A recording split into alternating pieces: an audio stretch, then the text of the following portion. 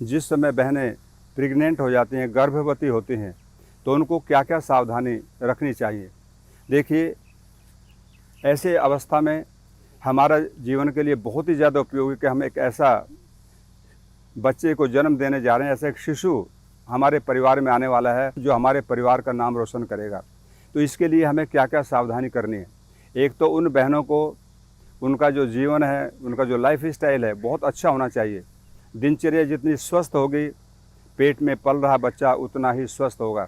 तो सुबह प्रातःकाल उठ करके उनको अपनी दिनचर्या करनी है, उसमें योगाभ्यास, प्राणायाम। यदि हम 4-5 महीने के अभी प्रेग्नेंट अवस्था में हैं, गर्भवती हैं, तो ऐसी अवस्था में हम प्राणायाम धीमी गति से डीप ब्रीदिंग कर सकते हैं। तो उससे माँ को भी ऑक्सीजन ज़्यादा मिलेगा और बच्चों को भी ऑक्सीजन अच्छी प्रकार से मिलेगा, उसका मस्तिष्क ठीक से विकास करेगा। आज हम देख रहे हैं कि बच्चा जब गर्भ में होता है तो उसको ऑक्सीजन नहीं मिली, जिसके कारण से मानसिक विकार पैदा हो जाते हैं। तो ऐसी अवस्थाओं में बहनों की एक जिम्मेवारी है, उनका एक लाइफ स्टाइल होना चाहिए अच्छा, जिससे बच्चे को अच्छी तरह से ऑक्सीजन मिले। तो प्राणायाम उनको ज़रूर करना चाहिए, डीप ब्रीदिंग करें। और डीप ब्रीदिंग मैं समझता हूँ 9 मंथ्स तक आप कर सकते हैं। तो ऐसी अवस्था में बच्चा स्वस्थ होगा, हेल्दी होगा और हमारे परिवार में आने वाला एक शिशु जिस पर हमारी बहुत ज़्यादा जिम्मेवारी होगी, ऐसी अवस्था में वो बच्चा राष्ट्र के लिए, समाज के लिए, परिवार के लिए बहुत अच्छा कार्य करेगा। तो ऐसी अवस्था में अच्छे साहित्य का पढ़ना, वेद, दर्शन, उपनिषद, गीता, रामायण, ऐसे उन ग्रंथों का अध्ययन करें जिससे बच्चे के संस्कार बहुत अच्छे बने और वो पैदा होते ही योगी हो, आध्यात्मिक बने, उसका जीवन बहुत सुंदर रहे। तो इनका स्वाध्याय करना बहुत ज़रूरी है। माँ से बच्चा 2 तरह की खुराक लेता है, एक तो शारीरिक खुराक लेता है। शारीरिक खुराक का तो हम बहुत ज़्यादा ध्यान रखते हैं, उसमें काजू है, बादाम है, काफ़ी चीज़ें खिलाते हैं लोग, ड्राई फ्रूट खिलाते हैं, जूसेस पिलाते हैं, फल खिलाते हैं। लेकिन जो वैचारिक खुराक ले रहा है बच्चा माता से, उसका किसी को ध्यान नहीं।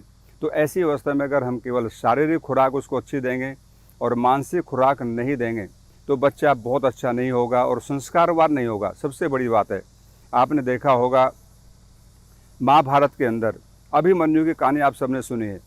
तो माता के गर्भ में ही बच्चे ने 7 जो द्वार तोड़ने की कला थी, उसमें 6 द्वार तक उसने तोड़ने की कला सीखी और फिर माता को नींद आ गई।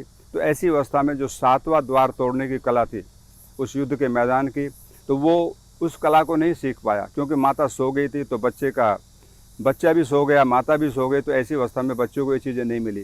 तो इसका मतलब ये है कि माता जो भी कार्य करती है, जो भी विचार करती है, जो भी खाना खाती है, ये सभी कुछ उसका प्रभाव बच्चे के मस्तिष्क पर जाता है, उसके शरीर पर पड़ता है। तो ऐसी अवस्था में अगर बहनें इन सब को जान करके अच्छा व्यवहार करेंगे लाइफ के अंदर, तो बच्चा भी वैसा ही होगा।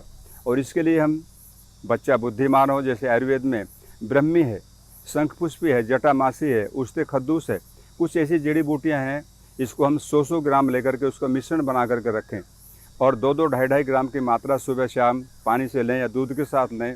तो जहाँ माता को लाभ मिलेगा वहीं पर बच्चा भी मेधावी और बुद्धिमान होगा, जिससे जीवन में आगे बढ़ कर के वो बहुत अच्छा कार्य करेगा।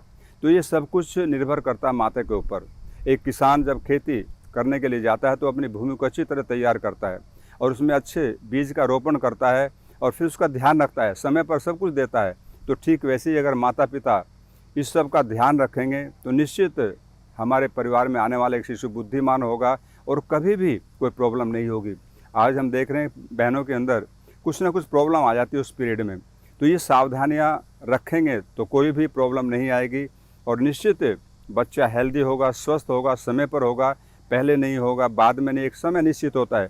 9 महीने के अंदर बच्चा जन्म लेगा और वो बुद्धिमान होगा, जो हमारे परिवार के लिए बहुत ही उसकी अच्छी स्थिति होगी और हम उस पर गौरव करेंगे भविष्य के अंदर कि हमारे परिवार के अंदर एक बहुत अच्छे बच्चे ने जन्म लिया जो बहुत ही मेधावी है, बुद्धि संपन्न है और बहुत ही धार्मिक है और आध्यात्मिक होगा।